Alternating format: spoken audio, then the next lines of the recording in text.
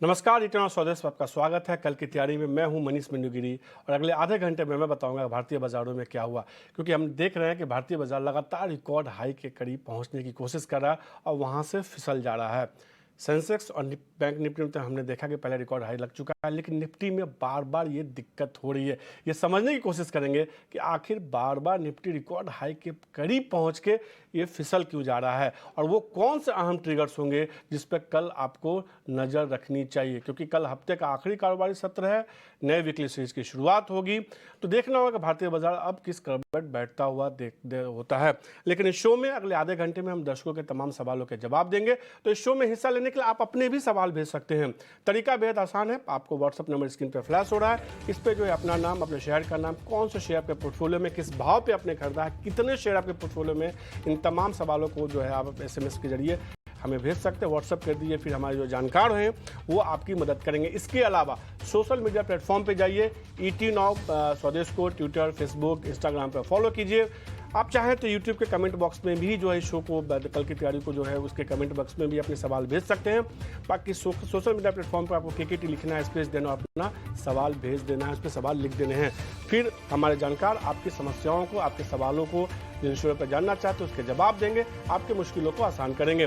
और जो दो जानकार आज मुश्किलों को आसान करने वाले हैं वो रवि सिंह है शेयर इंडिया से, और आदित्य अरोड़ा हैं। इन दोनों से समझेंगे कि बाजार में अब क्या करना चाहिए, किन शेयरों पे आपकी क्या रणनीति अपनानी चाहिए, और सबसे बड़ी बात कि क्या बाजार यहाँ से रिकॉर्ड ऊंचाई जाने से पहले फिर से जो है थोड़ी मुनाफा वसूली की गिरफ्त में आ सकता है। इसके अलावा इन दोनों जानकारों से VIP स्टॉक्स भी हम जानेंगे कि ऐसे कौन से शेयर हैं जिसमें लगता है कि शॉर्ट टर्म में एक मुनाफा देखने को मिल सकता है।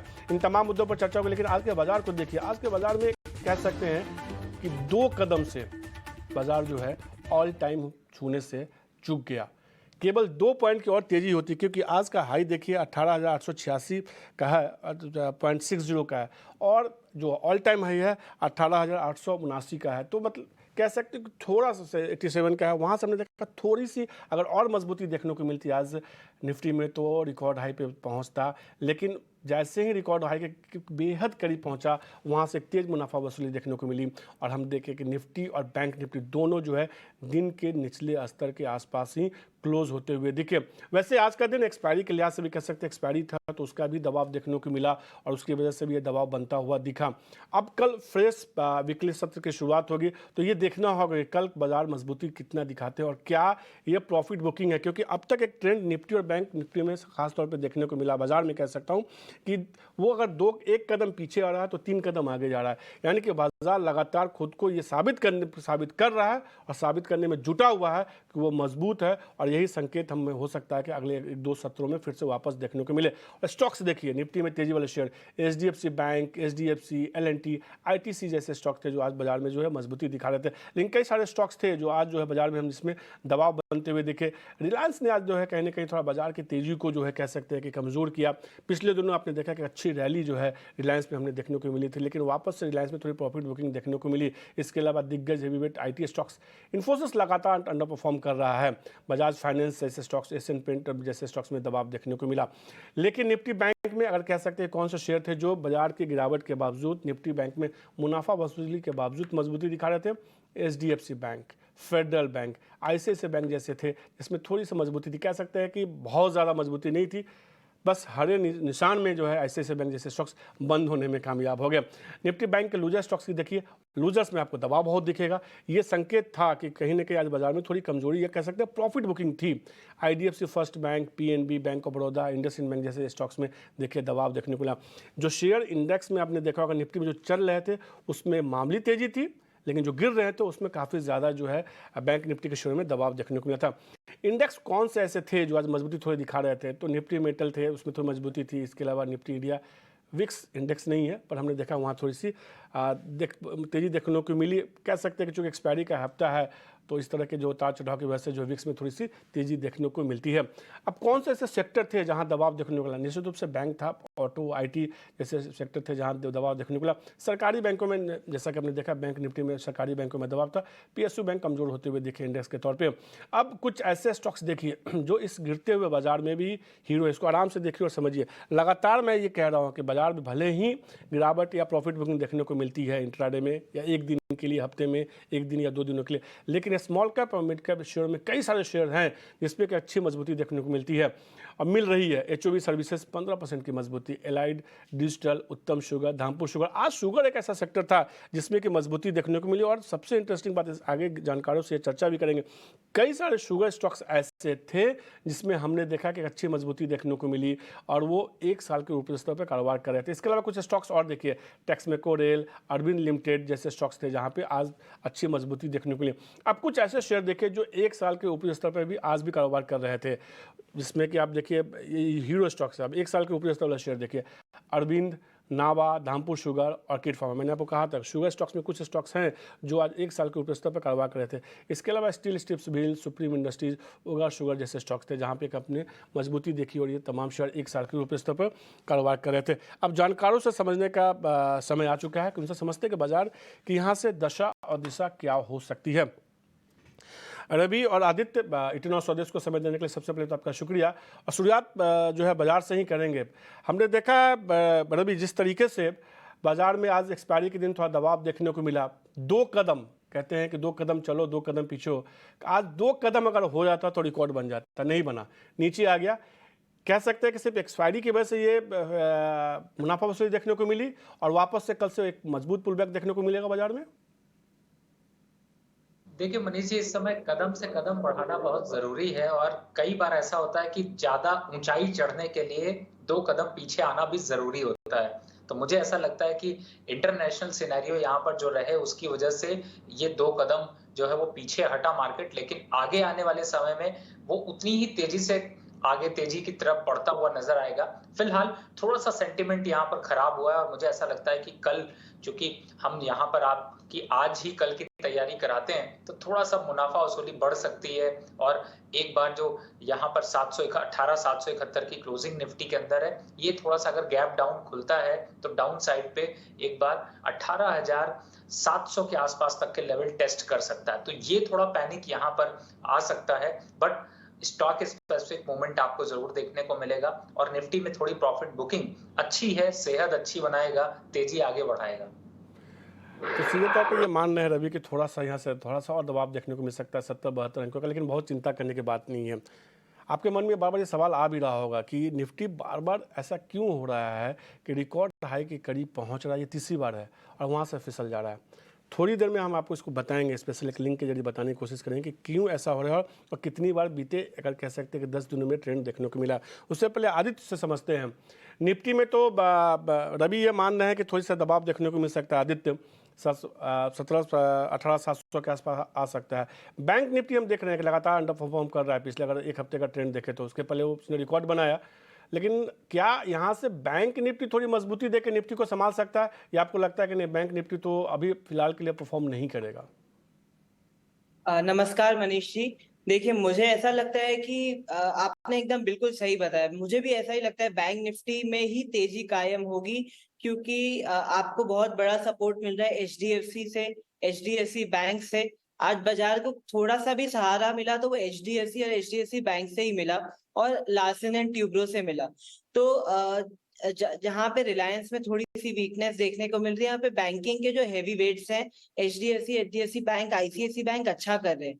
तो बाजार में थोड़ा सा भी रिकवरी आती है तो मुझे लगता है bank Nifty all time high hit करेगा और 44,500 45,000 बहुत जल्दी टच कर लेगा।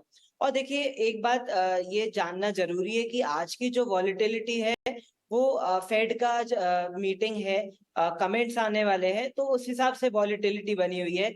और एक बार बड़ा इवेंट निकल गया तो फिर आपको बड़ी तेजी देखने को मिलेगी। ये जो सबर का टेस्ट हो रहा है, ये जो अग्नि परीक्षा चल रही है निफ्टी की, बहुत इंपॉर्टेंट लेवल है 18,900 18,800, ऑलमोस्ट 2 साल का है। तो जहाँ 2 साल काट लिया, वहाँ थोड़ा सा समय और सही, पर एक बार ये लेवल निकल गया 18,800 18,900, जो मैं मानता हूँ शायद कल भी निकल सकता है अगर आज फेड का पॉजिटिव कमेंट्स आते हैं। तो ऑलरेडी कल फेड ने ऐसा बताया कि आगे जाके वो रेट हाइक कर सकता है। तो अगर न्यूट्रल स्टांस भी बना रहा और बहुत हॉकिश स्टांस नहीं रहा तो कल सारी बाजार गैप अप खुल सकती है, ग्लोबल मार्केट ऊपर हो सकती है, हमारा निफ्टी गैप के साथ खुल सकता है और बहुत जल्द, बहुत ही जल्द मैं मानता हूँ जी कि निफ्टी 19,200 और 19,500 जा रहा है।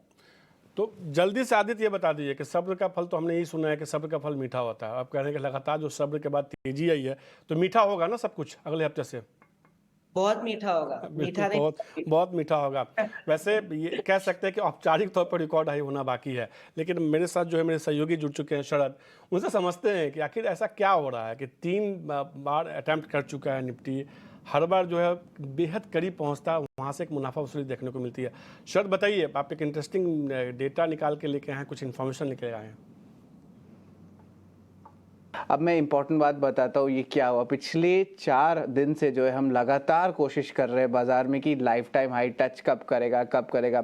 इस रास्ते में क्या हुआ है, सेंसेक्स ने अपने लाइफ टाइम हाई टच कर ली, मिड कैप इंडेसेस ने कर ली, लेकिन याद रखिए हमने भी मंडे को गए थे ट्रेड चेक करने, वहाँ पे भी नहीं हुआ। पिछले 2 दिन से हम शर्ट भी पहने हुए हैं कि किस तरह निफ्टी की ऑल टाइम हाई लेवल्स पे आए, लेकिन याद रखिएगा ये जो all time high levels last year के दिसंबर के महीने में देखने मिले थे, और 3 डेट्स हैं। 19 तारीख को हम लोग मिस किए 7 पॉइंट से, 21 तारीख को हम लोग मिस किए 12 पॉइंट से, और आज दिन के ट्रेड में 2 पॉइंट से हमने मिस किया है आपके निफ्टी के ऑल टाइम हाई लेवल्स का। अब जो है हम बताएंगे रीजंस क्या है इसके, निफ्टी के जो ऑल टाइम हाई लेवल्स को छू रहे हैं पर छू नहीं पा रहे हैं और कंप्लीट नहीं हो पा रहा है, ये चीज़ डिले हो रही है थोड़ी मॉनसून में, तो एक टाइप से मैक्रो इम्पैक्ट आ रहा है, उसके कारण सोइंग में इम्पैक्ट आ रहा है डिले का, और थोड़ी सी हल्की फूड इन्फ्लेशन में भी बढ़ोतरी देखने मिली है जहाँ से मैक्रो डेटा आ रही है। पीएम मोदी की जो यूएस विजिट आई है वहाँ पे जो है बड़े बड़े जो ऐलान करने वाले अनाउंसमेंट थे वो लार्जली प्राइस्ड इन है, और कुछ नए अनाउंसमेंट्स बड़े नए आए हैं जिससे बाजार को जो है आप कह सकते हैं एक पॉजिटिव सरप्राइज मिलेगा। इसके अलावा बात करें तो कल जो था यूएस के जो एफओएमसी मीटिंग्स हैं और जो मेंबर्स हैं वो जो है एक्सपेक्ट कर रहे हैं कि एक फर्दर रेट हाइक देखने मिल सकता है, ब्याज दर आगे थोड़े बढ़ सकते हैं। इसके अलावा जो इम्पोर्टेंट बात ये है कि चाइना का जो मैक्रो डेटा है वो अभी भी वीक आ रहा है, उसके कारण मेटल्स में वॉलेटिलिटी आ रही है। और अगर दूसरी जगह हम बात करें रिसेशन की, जो कुछ डेवलप्ड इकोनॉमीज में रिसेशन भी देखने मिल रहा है, जो हो सकता है आपका न्यूजीलैंड, वो आपका जर्मनी और कुछ यूरोजोन के आंकड़े भी आए, और कल जो थे ऑफकोर्स यूके के जो इन्फ्लेशन आंकड़े वो भी जो है थोड़े हॉटर देन एक्सपेक्टेशंस आए थे। इसका मतलब ग्लोबल मैक्रोज जो है अभी भी मिले जुले हैं या वीकर साइड की तरफ है। हालांकि भारत का मैक्रो स्ट्रांग है, लेकिन ये जो है कुछ ट्रिगर्स हो सकते हैं स्पेशली। जी शरद, तो सीधे तौर पे ये कुछ ऐसे ट्रिगर्स है, वैसे ये मान के चलिए कि रिकॉर्ड हाई होने वाला बाजार में, ये केवल औपचारिकता है और हो सकता है कि कल हो जाए, हो सकता है कि अगले हफ्ते हो जाए रिकॉर्ड हाई। और ये कुछ ऐसे इंटरेस्टिंग ट्रिगर्स लेके आए थे शरद बताने के लिए कि क्या हो गया। शरद भी परेशान है, बीते 3 दिनों से जो है हर बार रिकॉर्ड ऊंचाई जब पहुंचता है तो उसकी वो तैयारी करते हैं, लेकिन रिकॉर्ड हाई पे नहीं पहुंच पाए। रवि, ये बार बार हो रहा है, हम लोग के साथ भी हो, मुझे लग रहा है कि आप लोग के साथ भी ऐसा हो रहा है कि एक बार तो रिकॉर्ड बन जाए, तो उम्मीद करते हैं कि अगले हफ्ते रिकॉर्ड बने। लेकिन कई सारे शेयर्स हैं इस बाजार में जो आपके पोर्टफोलियो में हमने देखा कि वहाँ थोड़ी अच्छी तेज़ी देखने को मिली। आप सोच रहे हैं कि क्या मुनाफा बुक करें या नहीं करें। तो पहला सवाल लेते हैं इमरान जी का, बिहार से उन्होंने सवाल भेजा है। गेल के 1000 शेयर के पोर्टफोलियो में 113 रुपये के भाव पे शॉर्ट टर्म के नजरिए से जाना चाहते हैं, क्या करें? रवि, क्या राय होगी गेल पे? नहीं रहना चाहिए। मुझे ऐसा लगता है कि थोड़ा सा करेक्शन जरूर आया, लेकिन गेल 2 चीजों के लिए जाना जाता है। एक तो अच्छे डिविडेंड के लिए और थोड़ी सी कंसोलिडेशन मूव रहती है। तो यहाँ पर अभी ऑयल की डिमांड जिस हिसाब से निकल कर देखने को मिल रही है, प्राइसेस काफी स्टेबल है, कंपनी को फायदा मिलेगा। तो मुझे लगता है कि आप 100 के स्टॉप लॉस से बने रहिए। और गेल ऐसा स्टॉक नहीं है जिसे आप इंट्राडे के हिसाब से ट्रेडिंग करें। ये ऐसा स्टॉक है 1 साल, 3 साल, 5 साल के हिसाब से लेके चलिए। जितना स्टॉक बढ़े ना बढ़े, लेकिन डिविडेंड 10% फिक्स है, जो कि बैंक की एफडी से कहीं ज्यादा आता है। तो मुझे लगता है कि अभी फिलहाल बने रहना चाहिए। चार्ट्स पे थोड़ी प्रॉफिट बुकिंग दिख सकती है, लेकिन पैनिक की जरूरत नहीं है। तो गेल एक ऐसा शेयर है जिसमें कि आपको होल्ड करने की सलाह दे रहे हैं इमरान जी आपके लिए। ललित जैन ने हैदराबाद से सवाल पूछा, थर्मेक्स के बारे में जानना चाहते हैं। 200 शेयर के पोर्टफोलियो में 2275 रुपये के भाव पे थर्मेक्स पे क्या राय होगी आदित्य? देखिए, थर्मैक्स अभी एक प्रॉफिट बुकिंग के फेज से गुजर रहा है। बताया नहीं दर्शक ने कितने टाइम के लिए उनका नजरिया, अगर छोटे टाइम का नजरिया है तो मैं कहूंगा कि अभी इसको अवॉइड करें। थोड़ा सा अंडर परफॉर्मेंस चल रहा है स्टॉक का। अगर निवेशक का बड़ा टाइम होराइजन है 2 साल, 1 साल, तो एक बार 2600 के ऊपर निकलता है तो स्टॉक लंबी दौड़ लगा सकता है 3000 की तरफ। थर्मेक्स को होल्ड कीजिए। अगर नजरिया थोड़ा लंबा रखते हैं तो शेयर में जो है 300 रुपये तक का भाव देखने को मिल सकता है। सोनाली सैनी ने हरियाणा से सवाल भेजा है, विप्रो के बारे में जानना चाहते हैं। 50 शेयर के पोर्टफोलियो में है 550 रुपये के भाव पे। विप्रो पे क्या राय होगी हमने देखा लगातार जो है आईटी स्टॉक्स अंडर परफॉर्म कर रहे हैं। क्या अब ये उम्मीद करें कि जब पहली तिमाही के नतीजे आने शुरू होंगे तो इन शेयरों में तो वापस से मजबूती लौटेगी? रवि? विप्रो, टीसीएस या इन सभी की बात करें तो थोड़ा सा ये आईटी सेक्टर अभी पूरा का पूरा अंडर परफॉर्म करेगा और ये अभी छोटा दौर नहीं होगा, अभी ये बड़ा दौर होगा। यानी कि अगले 8 महीने 1 साल तक अभी आईटी की परफॉर्मेंस उतनी नहीं निकल कर आएगी जो अदर सेक्टर परफॉर्म करेंगे। 500 रुपए पे इन्होंने खरीदा है, मैं समझ सकता हूँ, काटने को काटा नहीं जाएगा और एक ऐसी कंपनी है जिसे लगता है कि रिवर्ट करेगी, लेकिन मुझे लगता है कि आपको 1 साल का समय यहाँ पर देना पड़ेगा, उससे ज्यादा देना पड़ सकता है। तो अगर आप यहाँ पर स्विच करना चाहते हैं तो आपके पास बेहतर ऑप्शन है। अभी आपने बैंकिंग सेक्टर के काउंटर की बात की थी और साथ ही यहाँ पे स्टॉक अगर स्पेसिफिक जाते हैं तो मुझे लगता है बैंक ऑफ बड़ौदा थोड़ा ज्यादा अच्छा लगता है। आप उस पर स्विच कर जाइए, लॉस भी रिकवर होगा और आपको रिटर्न भी मिलेगा। तो ये स्विच करने की सलाह दे रहे विप्रो में, या तो फिर आपको नज़रिया लंबा रखना होगा, नहीं तो फिर आपको लॉस बुक करके बैंक ऑफ बड़ौदा जैसे शेयर में स्विच करना होगा। जो अगला सवाल है डीसीडब्ल्यू पे है, जो इन्होंने पूछा है, सुरेंद्र कुमार जी ने कोटा से पूछा है। 500 शेयर के पोर्टफोलियो में 56 रुपये 10 पैसे के भाव पे डीसीडब्ल्यू पे क्या राय होगी? इस शेयर में देखिए लगातार हम देख रहे हैं 60 रुपये से गिरावट का रुझान देखने को मिल रहा है। आदित्य? देखिए डीसीडब्ल्यू का जो पैटर्न है अच्छा नहीं है, बाजार में अच्छी खासी तेजी चल रही है पर इस स्टॉक में आपको ज्यादा स्ट्रेंथ देखने को नहीं मिल रही है। तो मैं कहूंगा इस स्टॉक से निकल के बाकी सब स्टॉक में निकले, बाकी सब स्टॉक में इन्वेस्ट करें, क्योंकि आप जब अपना पैसा लगा रहे हैं तो एक अपॉर्चुनिटी कॉस्ट इन्वॉल्व है, आप दूसरी जगह ज्यादा पैसा कमा सकते हैं। स्टॉक में अंडर परफॉर्मेंस बना हुआ है तो इससे निकलना चाहिए। सलाह आपके लिए जो आते हुए सुरेश जी। गुंजन गोयल जी ने सवाल पूछा है महाराष्ट्र से, आईआरएफसी के बारे में जानना चाहते हैं। 4400 शेयर उनके पोर्टफोलियो में है, 25 रुपये के भाव पे है। इस शेयर में भी देखिए हमने देखा कि अच्छी बात यह है कि 25-26 के जोन से एक अच्छी मजबूती देखने को मिली है। रवि, क्या राय होगी? क्या एक बार के लिए प्रॉफिट बुक कर ले या आपको लगता है कि नहीं वापस से मोमेंटम देखने को मिलेगा शेयर में? नहीं, मुझे लगता है जल्दबाजी नहीं करनी चाहिए। अगर आप स्टॉक से निकलेंगे तो भी आपको दूसरा स्टॉक जो रिकमेंड होगा उसमें कहीं ना कहीं से रेलवे के स्टॉक होंगे। अच्छी जगह आपने खरीदा है, पैसा और बढ़ेगा और ईटी स्वदेश इसी में आपकी मदद करता है कि पैसा बढ़े। तो मुझे लगता है चलने दीजिए। 38 से 40 रुपए आता है तो वापस मनीष जी को याद करिएगा, नहीं तो ईटी स्वदेश फिर से एक बार सवाल पूछिएगा, आपको सही राय मिलेगी, लेकिन तब तक मुनाफा आपका अच्छा बढ़ जाएगा। होल्ड करने की सलाह। आईआरएफसी 38-40 तक का लेवल देखने को मिल सकता है। 38-40 के पास आसपास आता है तो वापस आप सवाल ये भेज सकते हैं। फरहाद जी ने दिल्ली से सवाल भेजा है, टाटा स्टील के बारे में जानना चाहते हैं। 175 शेयर उनके पास है, 112 रुपये के भाव पे है, अगले 1 साल का नजरिया। दूसरा शेयर के पोर्टफोलियो में आईडीएफसी फर्स्ट बैंक, 500 शेयर के पोर्टफोलियो में 81 रुपये के भाव पे है, ये भी 1 साल के नज़रिए से जानना चाहते हैं। आदित्य, क्या राय होगी? हमने देखा है कि जब कुछ अच्छी खबरें आई उसके बाद हमने मेटल स्टॉक्स में एक अच्छी मजबूती देखी, वापस से थोड़ी प्रॉफिट बुकिंग हो रही है। टाटा स्टील और आईडीएफसी फर्स्ट बैंक। देखिए दोनों शेयर जो लिए हुए बहुत ही जबरदस्त शेयर है और अभी मेटल सेक्टर का अच्छा टाइम आ चुका है, क्योंकि आपको डॉलर में थोड़ी वीकनेस देखने को मिल रही है। सारे मेटल स्टॉक में रैली डिस्टर्ब हो गई थी जब डॉलर ने अप्रिशिएट करना चालू किया था। अब डॉलर एक डेप्रिसिएशन के फेज से गुजर रहा है तो उस समय में नेगेटिव कोरिलेशन रहता है मेटल कंपनीज का और उनको ज्यादा लाभ मिलता है, बेनिफिट मिलता है। तो अभी सारी मेटल कंपनी बहुत अच्छी लग रही है और टाटा स्टील का भी चार्ट बहुत अच्छा है। तो मुझे लगता है कि अभी थोड़े समय में अगर कुछ हफ्तों महीनों का इसको समय दे तो 120 से 150 तक जा सकता है टाटा स्टील। और आईडीएफसी फर्स्ट भी एक ऐसा स्टॉक है जो मल्टी ईयर ब्रेकआउट दे रहा है और हमने देखा कि आईडीएफसी और आईडीएफसी फर्स्ट दोनों में स्ट्रक्चरल चेंजेस हुए मैनेजमेंट लेवल पे। काफी कंपनी ने फंडामेंटली अच्छे चेंजेस किए। अभी चार्ट पे भी ये स्टॉक अच्छा ब्रेकआउट दे रहा है तो मुझे लगता है लंबी दौड़ लगा सकता है स्टॉक, लंबी रेस का घोड़ा है ये, दोनों को होल्ड करना चाहिए। चलिए फरहाद जी, दोनों शेयर में जो यहाँ से मजबूती और देखने को मिल सकती है। कृष्णकांत जी ने आजमगढ़ से सवाल भेजा, जुबिलेंट फूड के बारे में जानना चाहते हैं। 67 शेयर के पोर्टफोलियो में 485 रुपये के भाव पे जुबिलेंट पे क्या राय होगी? रवि, देखिए स्टॉक स्ट्रक्चर काफी अच्छा है, लेकिन सबसे बड़ी बात है कि अभी थोड़ा सा यहाँ पर कंसोलिडेशन देखने को मिल रहा है, थोड़ा सा स्टेबिलिटी देखने को मिल सकती है। और चूंकि इस समय इन स्तर पर जो है वो फ्रेश बाय की अभी फिलहाल रिकमेंडेशन नहीं होगी, थोड़ा वेट एंड वॉच की पॉलिसी। तो मुझे लगता है जो छोटा प्रॉफिट आ रहा है वो इनको यहाँ पर ले लेना चाहिए और निकल जाना चाहिए। छोटा प्रॉफिट आते ही आप जो है शेयर से निकल जाए, ये राय आते हुए।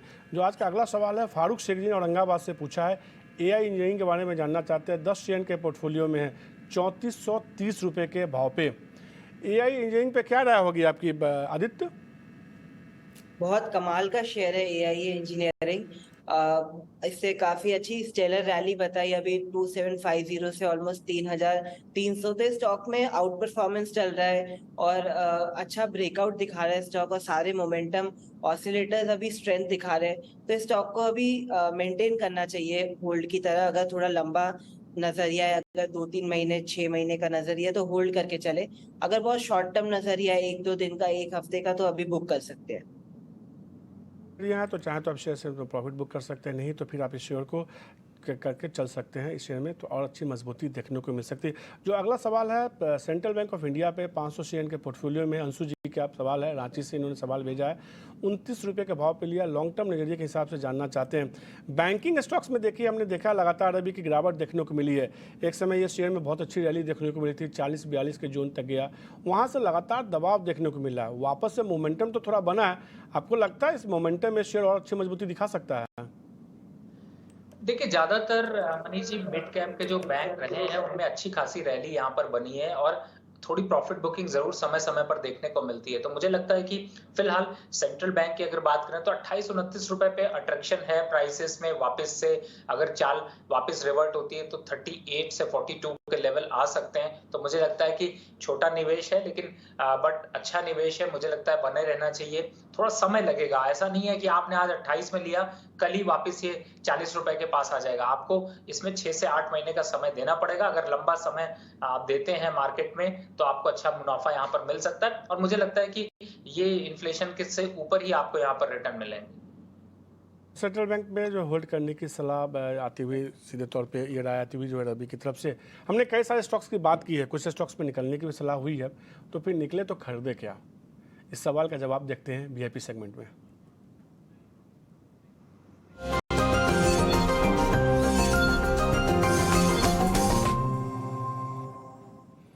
रवि और आदित्य, आपके ऊपर आज थोड़ी जिम्मेदारी मैं बढ़ा देता हूं क्योंकि आपने कुछ शेयर में निकलने की सलाह दी है, तो कुछ शेयर ऐसे बताइए जो शॉर्ट टर्म में या थोड़ा नजरिया लंबा रखें तो उसमें मुनाफा देखने को मिले। ऐसे कौन से शेयर्स हैं? देखिए, सबसे पहले तो मनीष जी मैं देखता हूं कि ईटी स्वदेश पे एक वैल्यू इन्वेस्टमेंट पिक और आपका ये स्टॉक का रिकमेंडेशन दोनों ही सुपर हिट है। और अभी जो स्टॉक्स निकल के आ रहे हैं उनमें सबसे पहला स्टॉक है बीएससी, बॉम्बे स्टॉक एक्सचेंज का ये स्टॉक काफी गिरा, उसके बाद अब अच्छे यहाँ पर वापस वैल्यूएशन क्रिएट होते हुए नजर आ रहे हैं। 600 के पास स्टॉक है, 550 का स्टॉप लॉस लेके 750 तक की जर्नी तय की जा सकती है। रिस्क रिवॉर्ड देखते हैं तो काफी अच्छा है, फंडामेंटल भी यहाँ पर दमदार है। तो मुझे लगता है कि ऐसे मार्केट में आपको ये स्टॉक पोर्टफोलियो में भी राहत देगा और जो जिन स्टॉक से आप निकल रहे हैं लॉस हो रहा है वो लॉस की रिकवरी भी देगा।